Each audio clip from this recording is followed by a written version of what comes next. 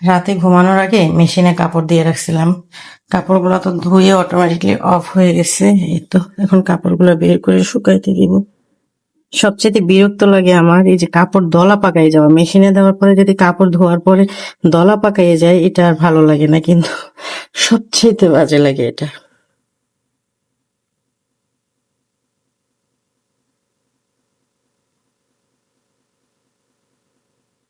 আজকে অনেক কাপড় দিয়েছি, সব কাপড় দলা পাকানো। থেকে কাপড় বের করে নিয়ে আসছে, এখন একটু চা বানাবো।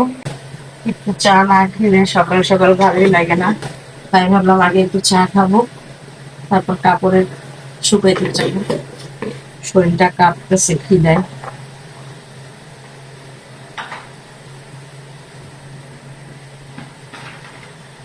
একটা সংসারে আসলে কাজের কোনো শেষ থাকে না, অনেক কাজ থাকে।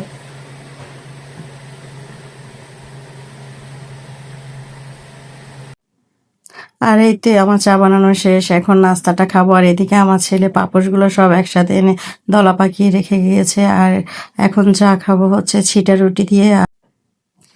ছিটা রুটি দিয়ে বেশিরভাগ হচ্ছে গরুর মাংস বা হাঁসের মাংস দিয়ে মজা লাগে, তবে চা দিয়েও আমার কাছে খারাপ লাগে না, ভালোই লাগে। তো এই তো নাস্তাটা সেরেই ফেলতেছি, তারপর আবার কাপড় শুকাইতে যাব।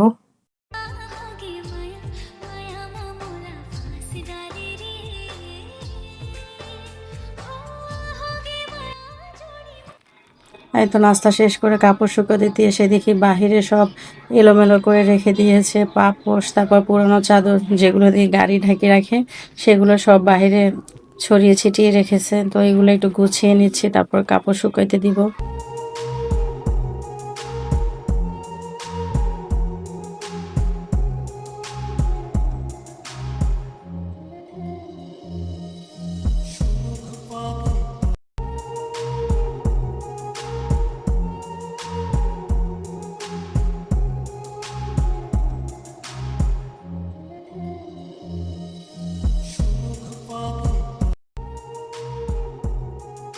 ফাইনালি আমার কাপড় শুকাতে শেষ, এখন চলে যাব বাসায়। কি রে আম্মু, ইগোতে লেগেছে ওই দিনকার কথাগুলা। কি কথা? না সমস্যা নেই, আমি কাজে নেমে যাচ্ছি। আমার ডেইলি একটু কিছু দিলেই হবে। প্রথমে খরচ করবো না, বুঝছো? ওগুলো জমাবো, জমা যখন পুরো মাসে আসবে না, তখন ওখান থেকে কিছু টাকা হচ্ছে যে আবার মূলধন বিনিয়োগ করবো। ঠিক আছে, মানে আবার ওই যে মুরগি টুটি গুলো কিনবো, আর বাকি টাকা আমার। কি বলো? ঠিক আছে না? ডেইলিটা ডেইলি খরচ করে ফেলি, তাহলে কিন্তু হিসাব মিলানো যাবে না। ডেলিটা ডেলি খরচ করবি? ডেইলি করে ওটা রাখে দিব, রেখে যখন মাস শেষ হবে তখন দেখবে হিসাবে নেবে। কি রে রবটি বল, ছোট করে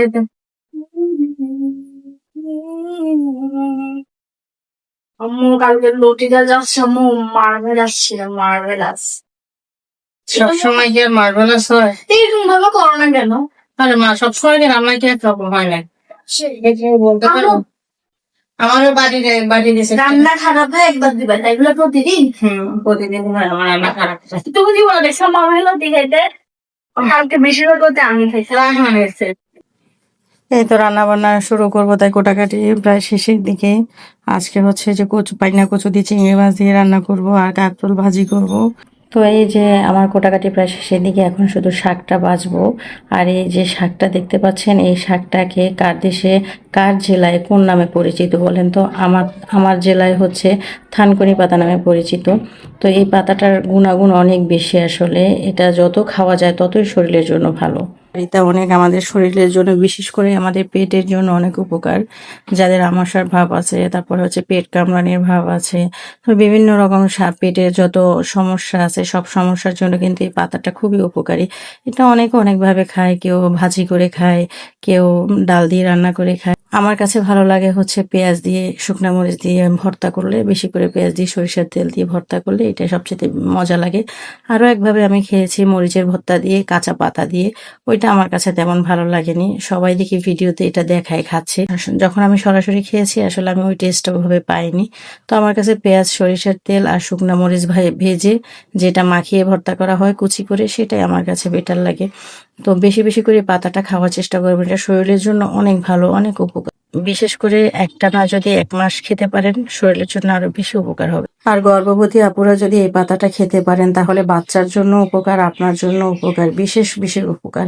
আমি আমার প্রেগনেন্সিতে এই পাতাটা প্রায় 5 মাস শুধু আমি এই পাতাটা দিয়ে ভাত খেয়েছি, অন্য কিছু খেতে পারিনি। মাশাআল্লাহ আমার বাচ্চা অনেক হেলদি হয়েছে। কথা বলতে বলতে আমার ভিডিও একেবারে শেষ পর্যায়ে, আমার কাটাকাটি একদম শেষের দিকে। তো কাটাকাটি শেষ হয়ে গেলে তারপরে রান্না শুরু করব। আর রান্নার ভিডিও এখানে অ্যাড করিনি, কারণ ভিডিও অনেক বড় হয়ে যাচ্ছে, আর এত বড় ভিডিও সবাই দেখবে না। এমনিতে আমার ভিডিও অনেক বড় হয়ে গিয়েছে। তো সবাই ভালো থাকবেন আর আমার ভিডিওটি বেশি বেশি করে শেয়ার করে দিবেন। ধন্যবাদ সবাইকে। আল্লাহ।